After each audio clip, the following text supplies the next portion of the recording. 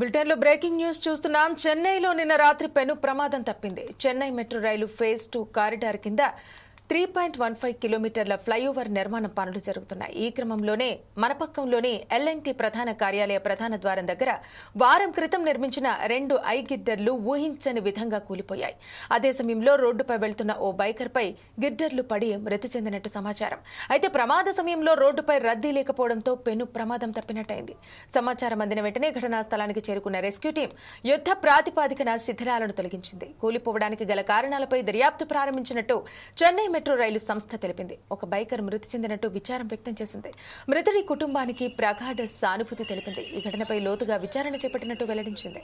రాత్రి 10 గంటల ప్రాంతంలో ఘటన జరిగినట్టు వెల్లడించారు.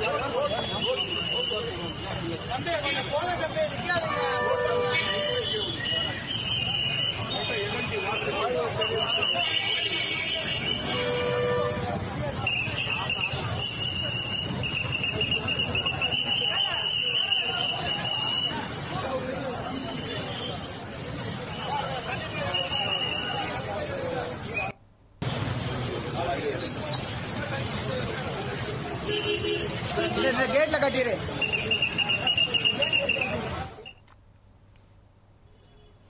చెన్నైలో నిన్న రాత్రి పెను ప్రమాదం తప్పింది. చెన్నై మెట్రో రైలు ఫేజ్ 2 కారిడార్ కింద 3.15 కిలోమీటర్ల ఫ్లైఓవర్ నిర్మాణ పనులు జరుగుతున్నాయి. ఈ క్రమంలోనే మనపక్కంలోని ఎల్ఎన్టీ ప్రధాన కార్యాలయ ప్రధాన ద్వారం దగ్గర వారం క్రితం నిర్మించిన 2 గిడ్డర్లు ఊహించని విధంగా కూలిపోయాయి.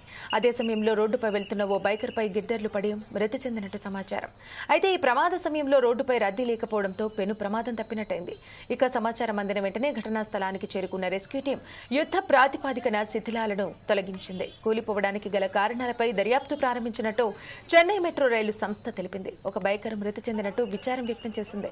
మృతుడి కుటుంబానికి ప్రగాఢ సానుభూతి తెలిపింది. ఈ ఘటనపై లోతుగా విచారణ చేపట్టినట్టు వెల్లడించింది. రాత్రి 10 గంటల ప్రాంతంలో ఈ ఘటన జరిగినట్టు వెల్లడించారు.